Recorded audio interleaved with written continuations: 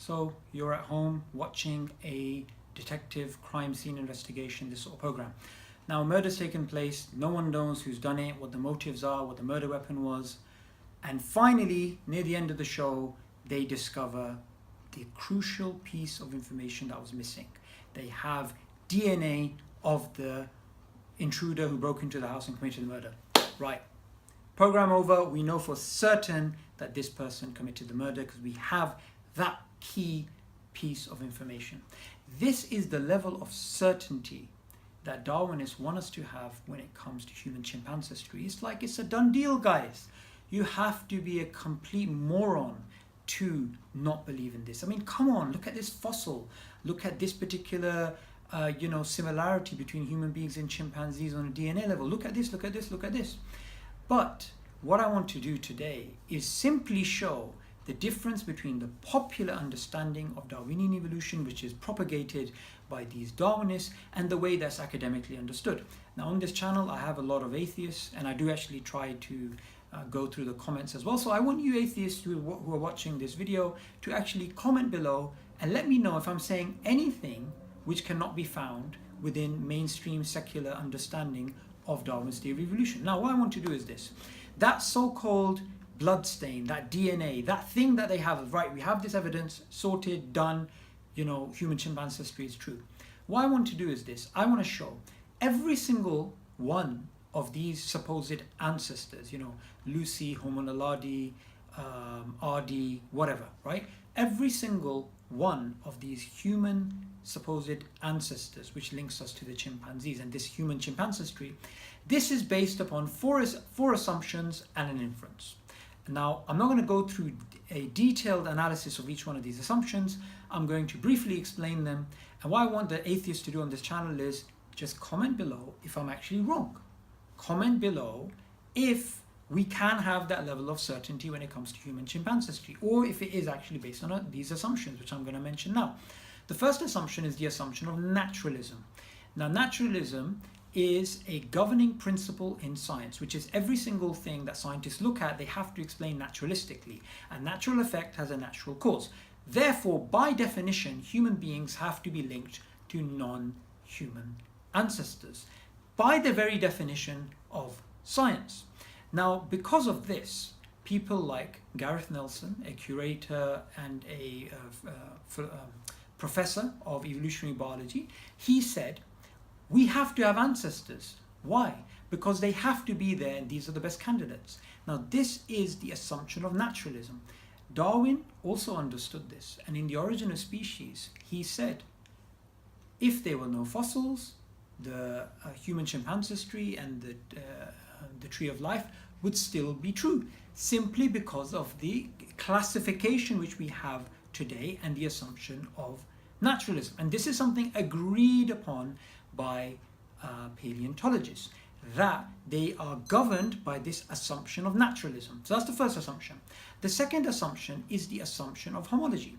Now, homology is the idea that similarities are due to common descent. Now, homology has been used a lot of the times by Darwinists in a circular way, in the following way. Similarities are due to common descent, similarities exist, therefore common descent is true. That's circular reasoning. The only thing they can say about homology is, we assume this, and that's it. They just have to zip it then.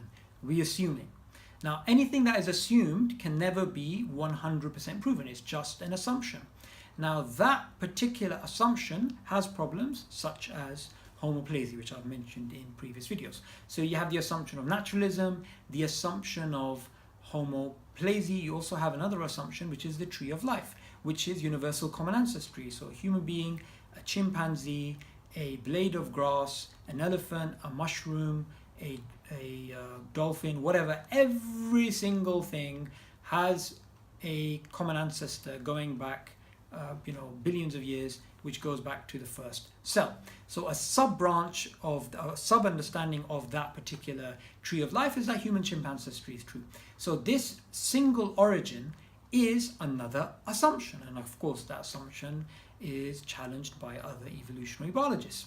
Now, you have the assumption so far of naturalism, of homology, and of the tree of human-chimp ancestry having a single origin. Now, other than that, even if these assumptions weren't involved, the fourth assumption is the most devastating, which is A to Z is done by natural selection. Now, you can show all the similarities till the cows come home, but that means nothing, because Darwin's theory of evolution is not a theory of similarity. It's a theory of transmutation, a theory of transformation, a theory which shows how you can get from a bacteria-like organism to an elephant, how you can get from a chimpanzee-like common ancestor to a human being. So that's the fourth assumption, that this change from A to Z, A to B, has been done by natural selection. So these four assumptions are involved in every single one of these fossils. Now this, of course, involves everything, not just anatomy, but this also involves biochemistry when it comes to the assumption of homology. It also includes genetics, DNA. Everything about human chimp ancestry has to go through these four assumptions, and after these four assumptions, you can make the inference that human chimp ancestry is probable. Now, I don't have a problem if someone says I believe in human chimp ancestry, and I believe it to be based on a probabilistic framework. It's got some assumptions, and yes, there's some issues with this, and some of the assumptions can be challenged, and also there's some disputes about this as well. I don't really have a problem if someone says that. I mean, why would I? But the issue I have is when people misrepresent mainstream secular academia and they simply say, no, this is true, because that's not what they say. They say that is based on assumptions, the four that I just mentioned, and an inference. So I hope in this video you have discovered, no matter what compelling supposed piece of evidence that they bring, what fossil they bring, what tooth they bring, whatever they actually come up with, whether it's DNA or fossils or biochemistry or whatever, when it comes to human chimp ancestry, you have these four assumptions and you have an inference. Science is not a one-way street of progress which leads to all truth. Science is a beautiful method to try and discover more and more about the world, but sadly today we have people who are misusing science to propagate their religion, because Darwinism has actually become into a religion. It is a purple cow. It is something unique. In the history of science, this is the only scientific theory, and it is a valid scientific theory, which has become into a political system, a religious system, an ethical system. It has laws to protect it being taught, and criticism of it is stifled by academia. And also on top of this, this is the only scientific theory which you are going to find in science to this date that has the mass level of propaganda and misinformation and forgery, something which is not true for any other theory to that level. Now, I'm not saying other scientific theories don't have some level of fraud, or somebody's tried to submit some papers which had some dodgy results.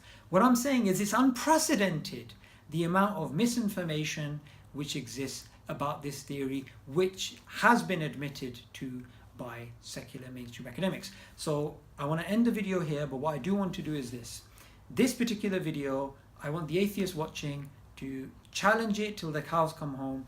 Let me know what you think, and I'm going to go through the comments and make a response if this is something, if certain questions are actually raised. So for more information about why Darwinian evolution is based on a probabilistic framework with its multiple assumptions and why there are disputes about its most fundamental ideas, make sure you subscribe to Darwinian Delusions.